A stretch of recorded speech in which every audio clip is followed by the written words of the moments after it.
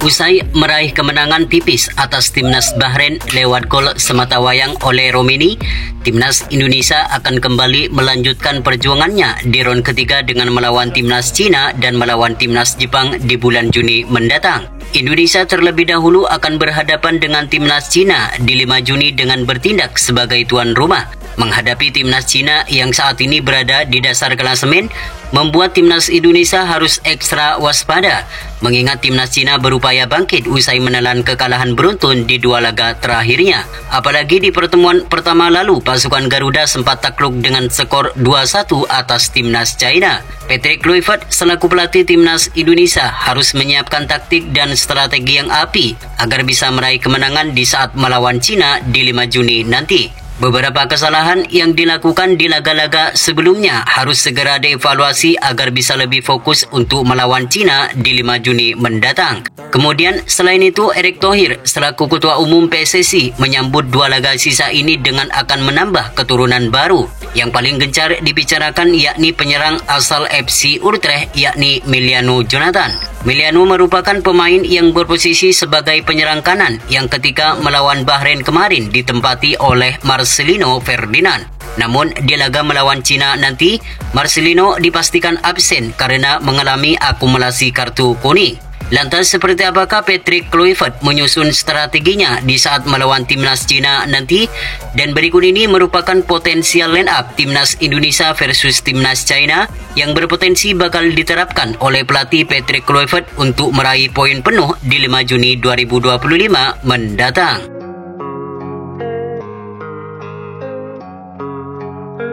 Yang pertama di sektor penjaga gawang, di mana posisi ini bakal ditempati oleh Emil Audero Mulyadi. Emil Audero gagal menjalani debutnya bersama timnas Indonesia ketika melawan Australia dan melawan Bahrain. Namun di saat melawan Cina nanti, mantan kiper Inter Milan ini dipastikan akan menjadi pilihan utama di skuad Garuda. Pasalnya di laga ini Martin Paes dipastikan absen karena mengalami akumulasi kartu kuning saat melawan Bahrain. Ini akan menjadi kesempatan bagi Emil Audero untuk membuktikan kemampuannya di hadapan ribuan supporter Garuda. Soal kualitas, Emil Audero juga tidak kalah mentereng dari kiper asal FC Dallas itu. Pengalamannya bermain di kompetisi benua Eropa akan menjadi pengalaman berharga untuk dibuktikan di saat melawan Cina di 5 Juni mendatang. Selain mempunyai refleks yang sangat baik, Emil Audero juga mempunyai ketenangan dalam mengantisipasi berbagai tendangan keras dari lawan. Dengan hal itu, maka bisa dipastikan Emil Audero bakal menjadi pilihan utama di skuad Garuda melawan Cina di 5 Juni mendatang. Sementara untuk di sektor lini pertahanan, Emil Audero bakal dikawal 3 bek sejajar, yakni Rizky Ridho, Justin Hubner, dan Zahid Sesh. Rizky Ridho kembali menjadi starter saat melawan Bahrain kemarin. Penampilannya sangat baik dan tidak kenal menyerah dalam menjaga pertahanan. Berbagai penyelamatan sering dilakukan oleh pemain asal Persija Jakarta ini. Selain itu, Rizky Ridho mendapat pujian habis-habisan dari pelatih timnas Indonesia yaitu Patrick Kluivert. Ia menilai Rizky Ridho pemain yang tidak pantang menyerah. Selain itu, Patrick Kluivert menilai Rizky Ridho juga akan lebih bersinar ke depannya jika tidak berbesar hati dengan penampilannya. Sedangkan Justin Hubner juga tampil gemilang bersama timnas Indonesia ketika melawan Bahrain.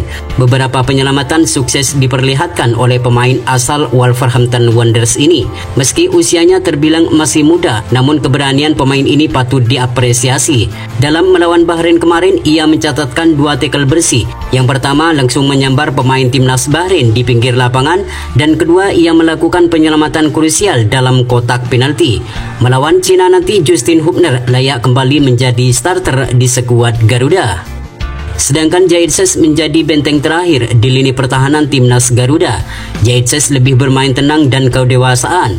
Selain ditugaskan sebagai seorang kapten tim, Zahid Sesh juga mengontrol permainan timnas Indonesia dari belakang. Selain itu, Zahid Sesh juga akan ditugaskan untuk meladeni duel-duel udara yang kemungkinan bakal diterapkan oleh para pemain Cina. Sementara untuk sektor fullback kanan dan fullback kiri, di mana Sandy Walsh dan Calvin Verdong akan mengisi posisi ini.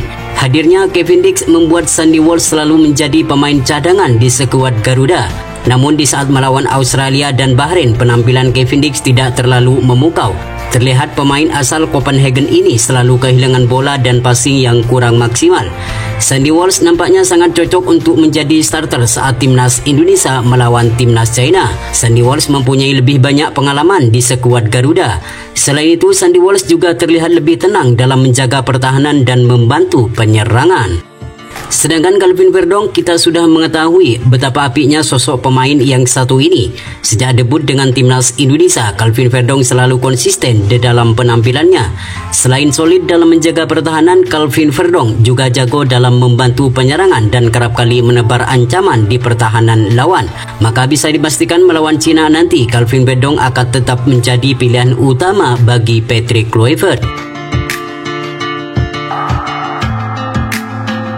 Lanjut untuk sektor gelandang tengah atau pemain tengah, di mana posisi ini bakal ditempati oleh Joy Pelopessy dan Tom Haye. Joy Pelopessy sudah menjalani debutnya bersama skuad Garuda melawan timnas Bahrain. Ia bermain full 90 menit penuh. Ia juga mencatatkan 85% umpan akurat dan clearance 2 kali serta seluruh duel berhasil dimenangkan oleh pemain asal Lomal SK itu. Selain itu, dengan hadirnya Pelopessy, permainan Tom Haye lebih leluasa dalam berkreasi untuk memberikan umpan manis kepada penyerang Garuda di lini depan. Sedangkan untuk sektor penyerangan, di mana posisi ini bakal ditempati oleh Emiliano Jonathan sebagai penyerang kanan, Ragnar Oratmangun sebagai penyerang kiri, dan Ole Romini sebagai penyerang tengah atau ujung tombak. Di laga menghadapi Cina nanti, Marcelino Ferdinand dipastikan absen karena mengalami akumulasi kartu kuning saat melawan Bahrain. Jika Emiliano Jonathan nanti resmi, maka pemain ini wajib starter saat melawan China. Pemain ini mempunyai permainan dan skill yang mirip legenda Belanda, yaitu Arjen Robben. Ketenangan dan kelincahan dalam melakukan serangan kerap kali membahayakan pertahanan lawan. Sedangkan Ragnar Oratmangun kembali tampil saat melawan timnas Bahrain kemarin. Penampilannya tidak terlalu memukau, namun ia mempunyai kelincahan dan permainan yang agresif. Bersama timnas Indonesia, Ragnar Oratmangun sudah mencatatkan 2 gol di putaran ketiga ini. Ragnar Oratmangun diharapkan kembali tampil maksimal di laga penting melawan Cina di 5 Juni mendatang. Sedangkan Ole Romini akan menjadi ujung tombak di lini depan skuad Garuda. Ia akan disokong Emiliano Jonathan dan Ragnar di sisi kanan dan kiri. Ole Romini juga disebut sebagai sosok striker yang dicari di skuad Garuda saat ini. Pasalnya, ia melakoni 2 laga dengan mencantumkan 2 gol. Ole Romini diharapkan kembali tampil gemilang di saat melawan Cina nanti. Selain mempunyai naluri gol yang tinggi, Ole Romini juga mempunyai kecepatan dan skill yang mumpuni. Kelincahannya kerap kali merepotkan pertahanan lawan, maka tak heran jika pemain asal Oxford United ini selalu menjadi andalan di lini depan bersama skuad merah putih.